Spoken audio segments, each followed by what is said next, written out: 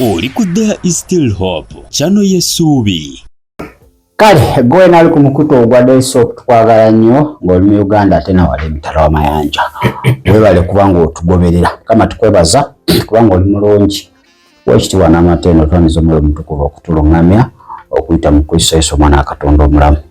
Amina. Tukulamusako ate munnaffe gwe na wini yekumira ku There is Still Hope kola kyamannyo kubanga ate otugoberera mu linnya lya Yesu Kristo Omwana Katonda omulamu. Kale katugende Ghana wale mukwano gwange na binti yankubiranga muna kiki ekigenda mu maaso nabbi Nuuwa kituufu enkomerero amataba gatutwala soko zoga mula satanolya mulabira wala zoga mutubulire ikikuba bw'osikola ngazi video mu bbiri nabbi Nuuwa M2 nabbi Nuuwa. Kale leka tukutwale mu ggwanga erya Ghana yewali eyeyita nabbi omuzungu agamba self proclaimed prophet ekyo mu Buganda self proclaimed prophet yeyita nabbi yeyita nabbi kakati yavayo n'agamba yafuna okwolesebwa yafuna okwolesebwa kirungi nga Mukama amugamba amataba gagenda kubanga ate gazingako ensi eno gagimalewo okutandika ng'ennaku z'omwezi 25 omwezi ogwa Desemba omwaka 2025 enkuba egenda kutonnya ng'eggwayo mu ggulu era kigenda twala emyaka 4 ng'etonnya paka mu Desemba wa 2028 enkuba egenda kubanga etonnya era buli atayingira eryato wakuzikirira wakusanyizibwawo wakufa. Akati nsooka tubuuza mwami byawandiikibwa eberebere 9:11 essebo Mukama wayogera otya ng'amataba ga Nuuwa gamaze okubanga ate gakomekkereza 9:11 nange nanywezanga endagaano yange nammwe so ebirina omubiri byonna tebikyazikirizibwa nate mulundi gwa 2 na mazzi ag'amataba. Mukama yagamba teri kuddamu kuzikiriza nsi na birina mubiri byonna ng'akozesa amataba bwe kiri endagaano n'agiteekawo era naliwo akabonero ka musoke rainbow musoke bwe munaakalaba kajju endagaano ya Katonda gye yakola aba bajjukiza ntugiraba kakati ono avuddeyo agamba ekyawandiikibwa kiyinza okuba kikuddemu akijjeewo endagaano ya Mukama agijjeewo Omukama yennyini ate yeekubye ikolayiza yeekyusiza najja n'amulaga ebibuga byalaba ebibuga byonna nga bitandise okuba nga bibbira mu mazzi mu kwolesebwa kwe era Mukama n'amugamba zimba eryato okuba yalaba bisenyi okitegedde. Kakati ekyewuunyisa amanya g'amatuufu bamuyita Ebo Nuuwa kati bamanyikiddwa nga nabbi Nuuwa ninga amanya ge ye Ebo Nuuwa. Kakati niyo bukilipusi bwenjagala osooka olabe nga sinnabukuwa azimbye oba ali kuzimba amaato 10 yagenda olaba nga yasooka kuzimba 4 nga tegamala n'azimba 8 kati 8 yalabye tegumaze n'ateekako 2 gagenda kuba amaato 10 kati bamubuuzizza amaato ago g'ozimba ng'aba naggana bokka oba ga nsi yonna ansa katugikuwe mu seconds ntono nga we yazzeemu ekibuuzo ekyo naawe oyinza okubadde okyebuuza kituufu agamaato ga nsi yonna bagaganayo kane bagana yinza obutamala kale leka Nuuwa akunnyonnyole ayambala nkutu beyambala nkutu bayafunyewo ebiveera n'abitunga naye wano nkutu naye munda namulaye ng'akubye ejjini era expensive ebintu nawe bitegeera ebintu byakubuzaabuza. Kale leka tukwe Nuuwa ng'akwanukula oba amaato ga Uganda ga Ghana yokka oba amaato ga nsi yonna. People are asking, is the act for only Ghanaians? No. the ark is for all, but it's for only those who have a covenant with God.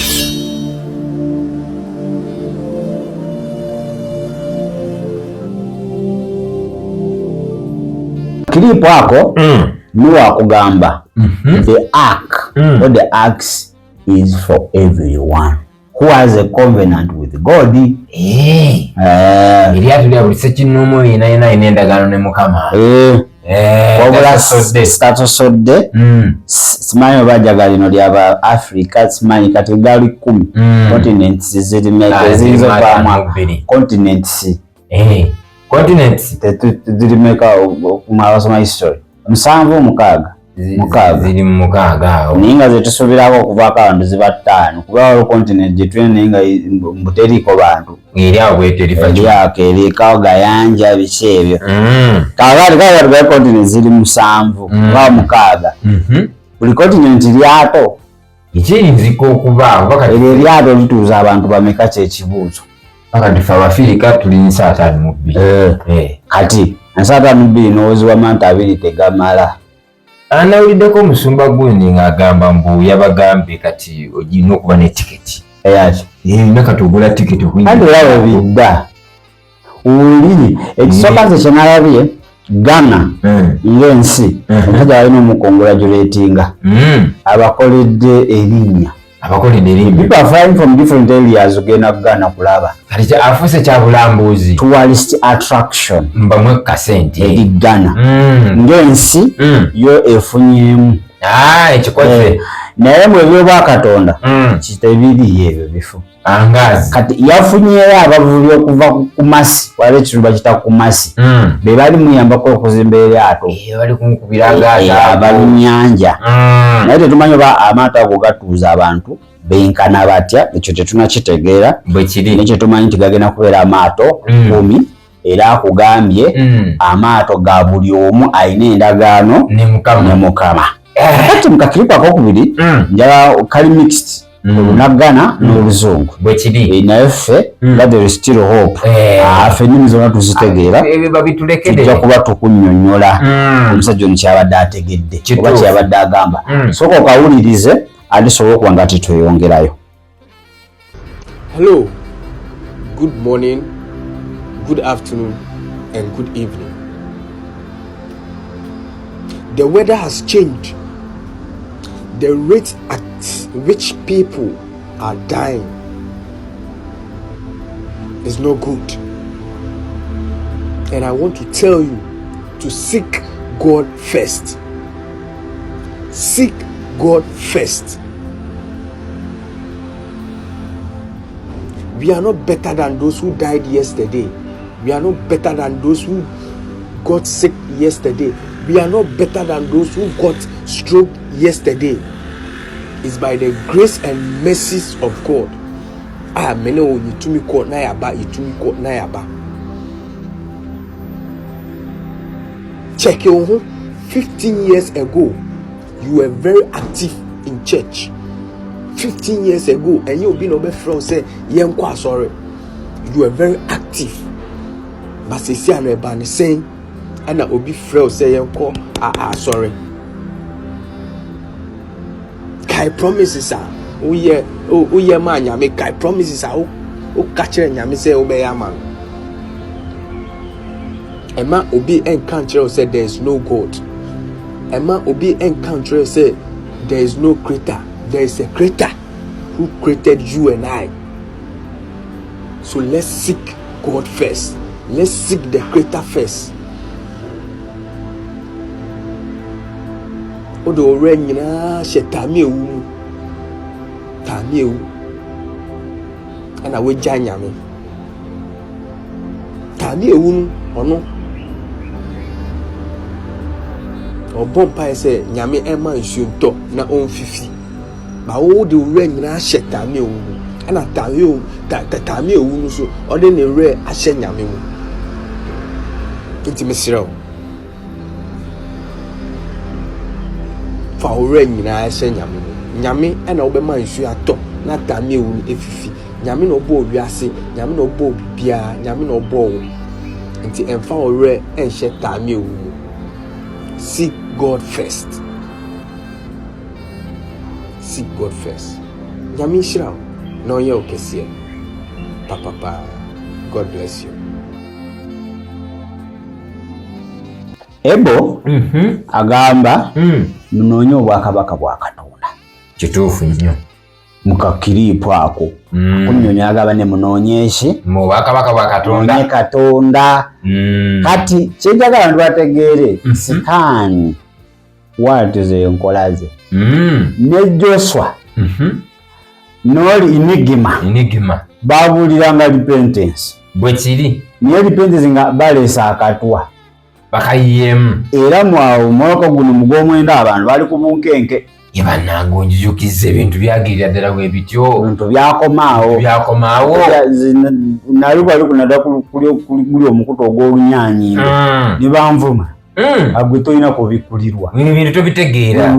Sirika gwe sigala mu bibi ebyo. Oyinza okuba oli wa analog ng'otufumbwa. Tebi. Manye ng'egye bakayiga oluzungu. Ne bayomba.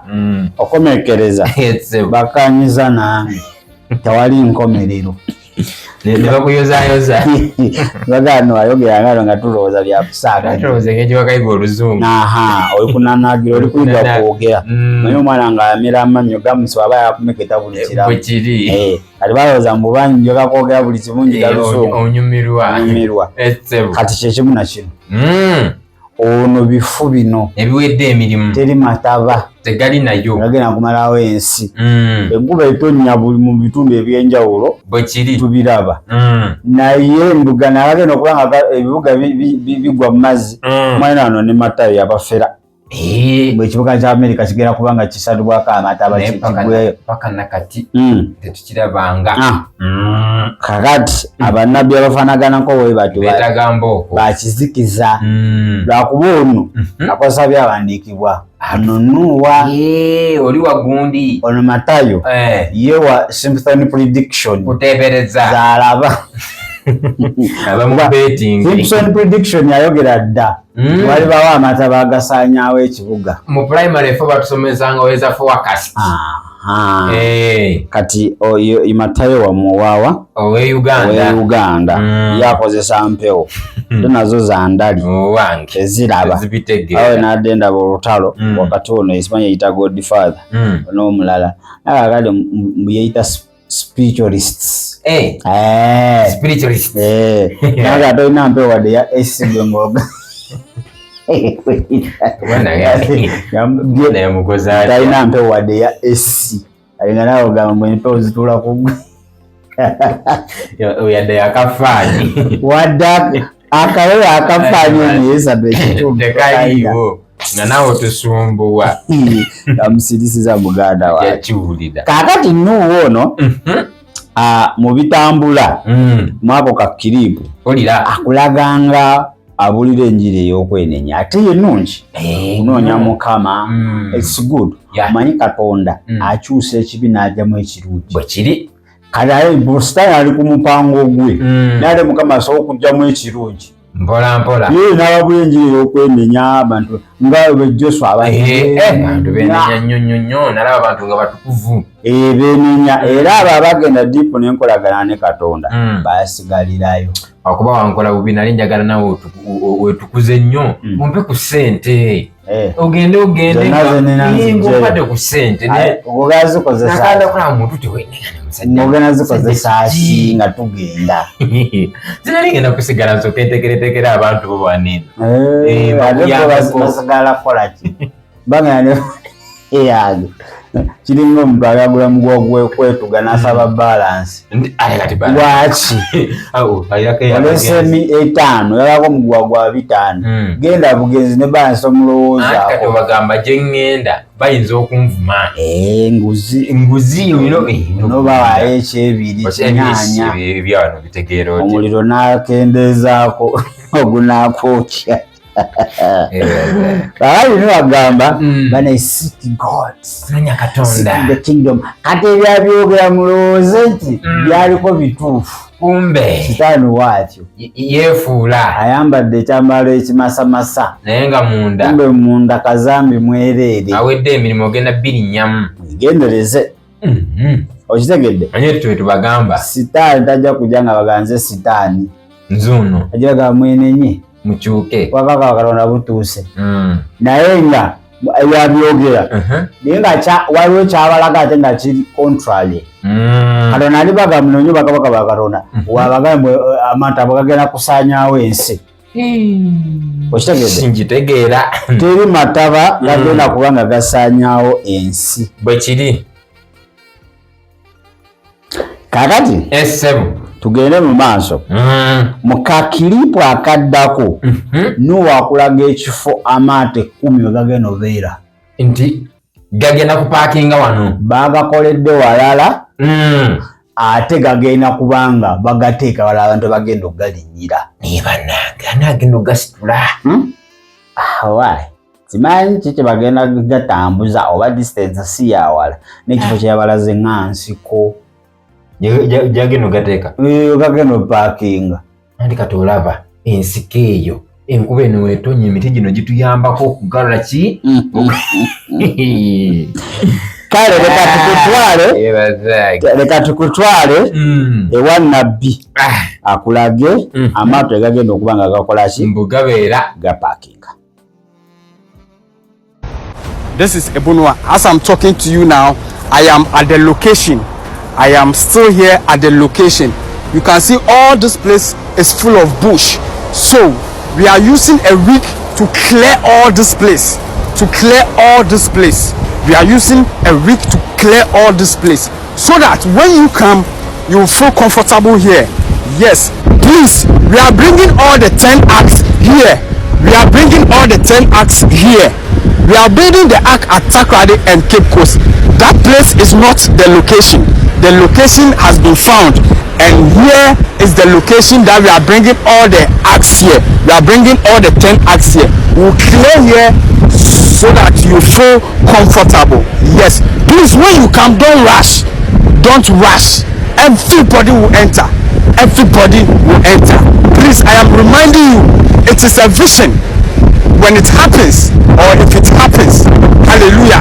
If it doesn't happen, hallelujah. Tambyako okalabe nabbi Nuwa ng'abalaga ensiko ndowooza bagenda terezaawo bajja kusaawawo naye tebabaleeta amakulu egenda atandika 25 Desemba. Leero omeka leero si 15 balina ennaku zaabwe nga kiseke ekyo tenalabye amaato amate gannaggwa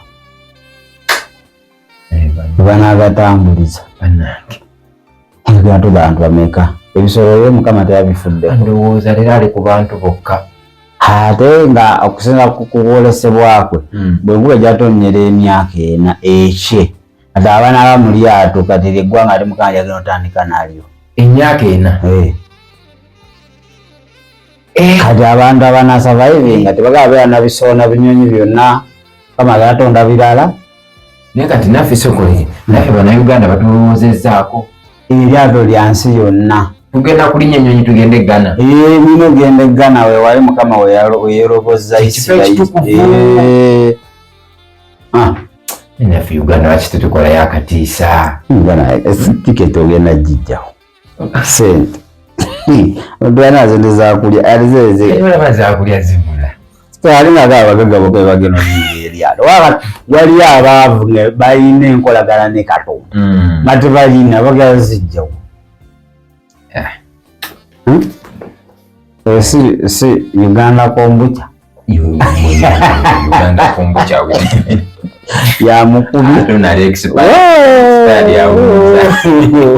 wehana wage kale leka tukwaka akatambi akasembayo nga Nuwa akola disclaimer yataddeko disclaimer mumukwate mpola abagambe kutunda byammwe ekabaita disclaimer yakola olugezigezi mutunde ebyammwe kuba wali akatambi keyagambye nti kuno okwolesebwa kusobola okutuukira kusobola obutatuukirira either way naye wayeruda mutu kati temutunda byammwe ate ekirooto ne kitatuukirira ne mumwekwasa. Ekyo kiba kirooto ekyo. Ekyo kiba kirooto. Hati yagala Mukama ayinza okukola okwagalako oba ayinza okusazaamu.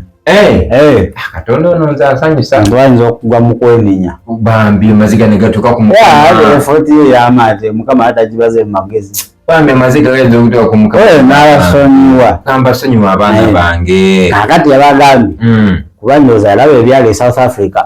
Yabiraba n'enyima yagaye mugeza ne mutunda ebintu byammwe ne muneekwasa nti ate nze nabagamba disclaimer yakakubye kati gw'omanyi kati gutunda embaata zo ng'omanyi ozitunda ku lulwo enkuba wetatonnya tomwe.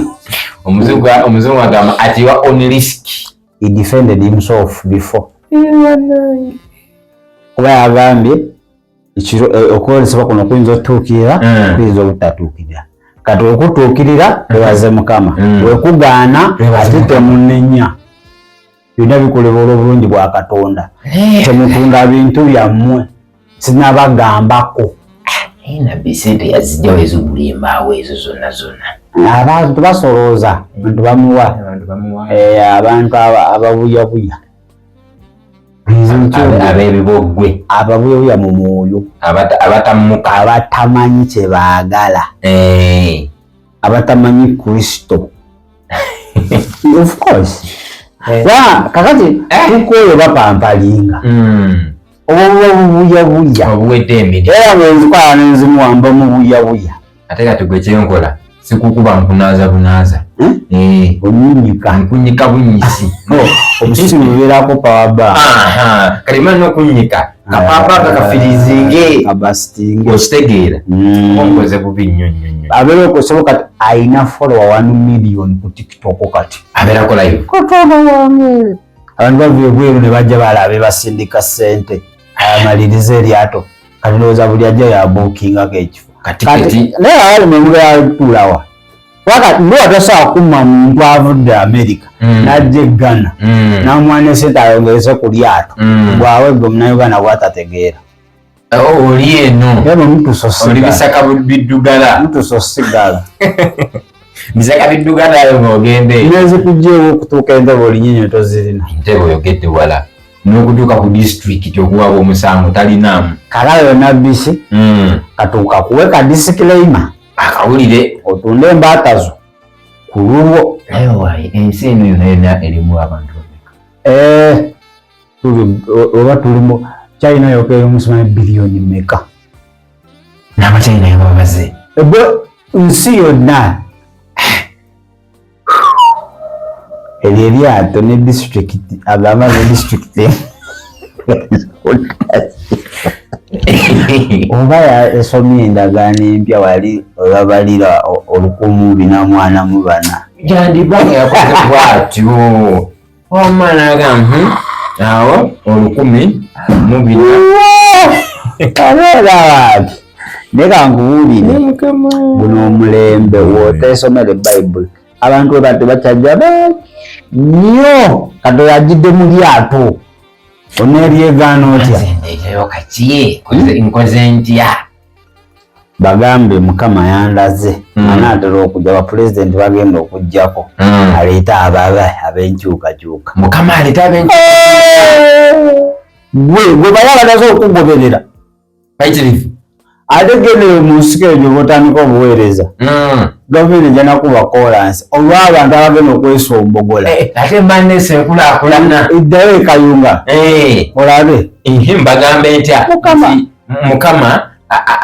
ali kukka buli ggwanga yandaze pulezidenti aleke ebbanga lyagenda omalako n'abagenda okuddako n'abajja otandikire Uganda mbagamba ayayaya nzirewa muneibawo sooka okimalirize Uganda sooka wammwe bwate Mukama wayo yaŋŋambye era nze nabadde mu kusaba n'okusiba kwa nnaku 5 emeka nnaku 5 nga nsaba Mukama naye Mukama yaneeyoleseza bannange n'andaga pulezidenti addako yaliwa nabbi era nze kambabuulire pulezidenti ono agenda kuyamba abantu temuga kuddamu kubona abona yani kubanga omukono gwa Mukama guli naye yani president oyo ayagala okumanya president oyo osobola okukuba ku namba yange y'essimu osoka sindika kubanga ina kusooka osindika ekiweebwayo nawasaddaaka ekiweebwayo ekyo kyekigala okugula amaaso omulabe mu nsi y'omwoyo mu buliwo era n'omulenzi n'omunyooma in fact oyinza ga naye kubanga nawenze n'ennaku 5 neneegayira Mukama kati nawe olina okuteekamu ensigo n'ab'embi agenda wangula obululu Mukama yabandaze actually paka kwero si wane kakati gwe wabanga Mukama yakulijectize jangu twenenye mu maaso ga akuddiremu andikira kusegona osabana nawa Mukama ensigo Mukama ayinza gyocha bocha so Mukama ayinza muddiramu ensigo yasegona Mukama jayinza twala zenku wabaleka. Yes, my name is Abu Noah. Please, I have not asked anybody to sell his or her property. I have not asked anybody to resign from work. No, I have not said that. And I want to say a very big thank you to those who are supporting me in prayers. God bless you so much. Monday, Tuesday, and Wednesday, I am fasting and praying, interceding for God's people. Through Abraham, Lot and his wife were saved. Through Abraham's faithfulness and prayers, Lot and his wife were saved. So I am here interceding for Nigeria. I am here interceding for South Africa. I am here interceding for all the countries. Please support me with your prayers. Fasting and prayers for 3 days. Please support me. We are interceding. We are praying and interceding. Please, we are starting Monday and we are ending Wednesday. Monday and we are ending Wednesday. Praying and fasting. We are interceding for God to have mercy on us. We are interceding for God to have mercy on us. We are interceding for God to have mercy on his children. Support me. Support me. Let's pray. Kale wamma ndowooza owulidde nabbi Nuuwa nga yeggyako omusango ekituufu bwe bikutuukako byonna bibyo omanyi bujja kuba busiru ignorance mu Luganda obutamanyabwo bujja kuba butamanyabwo bwe bujja kuba nga bukutuusiza okumukkiririzaamu n'okuba nga oleka emirimu gyo ate ng'olowooze mbu amataba gagenda kujja teri mataba teri mataba ebakufera Mukama yakola eddagala talisaanyaawo nsi ewaffe omusana mungi oba asooka tusindikireko ewaffe omusana nga mungi oba asooka atuweemuko enkuba ey'emyaka enaaga amaato galina strength emikyago embaawo yazijja nebankwata enaku 2 oba 3 obwato tebulina kyebukola abantu fefekafeka tuyabutulamu bobuzito bwokka ekitegedde otwaleyo akalera ndala na kilo 3 kati wafunamu abantu 6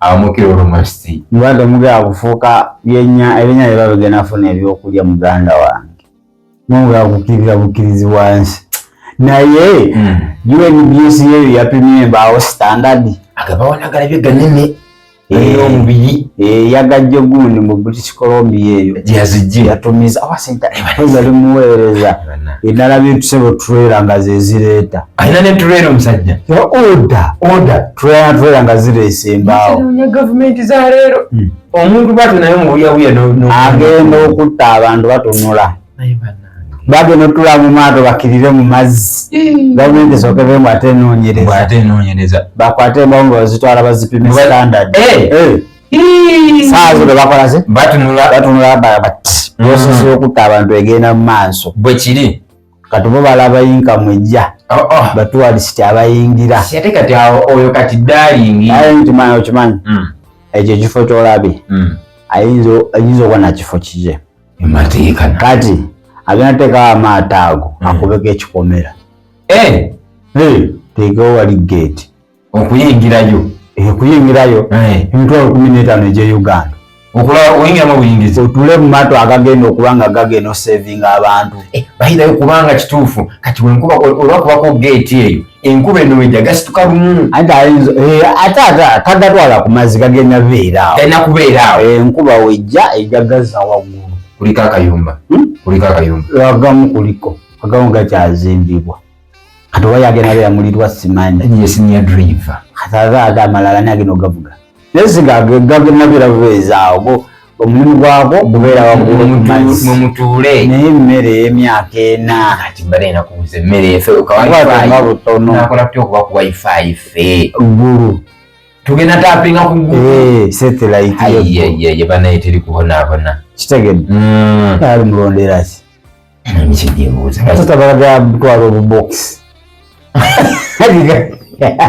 gatandika 25 nkubira gavumenti yaffe omulanga ezo sente zemutegese mu kulonda baziwe nabbinuwa agulemu embaawo endala nabbinuwa alina ezimumala ate akyakuba omulanga bamusibayokuyimirira naye awanjagagira zi gavumenti abantu bekikwatako whom it may concern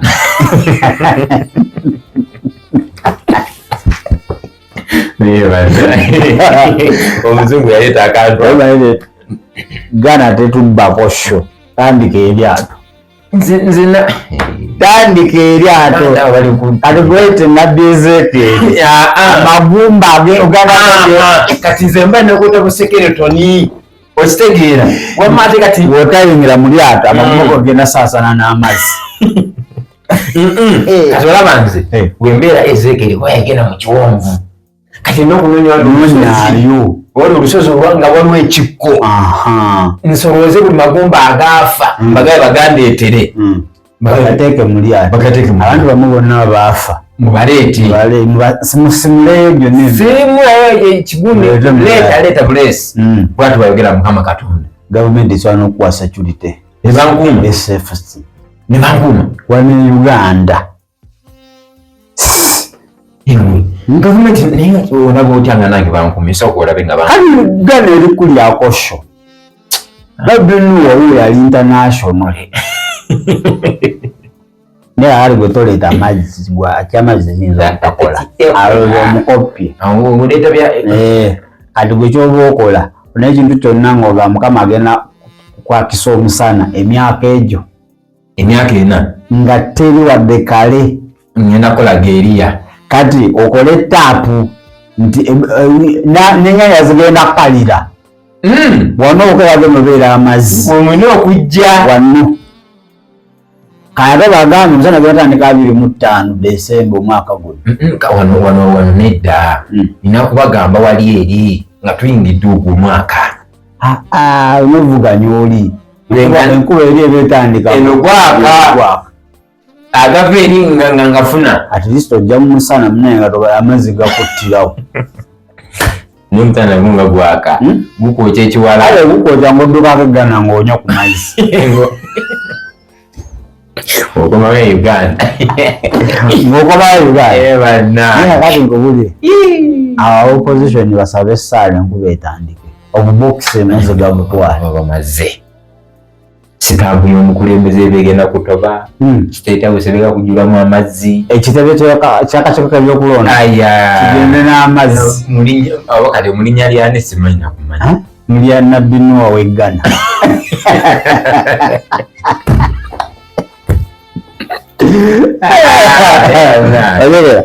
Mathias asabe esaala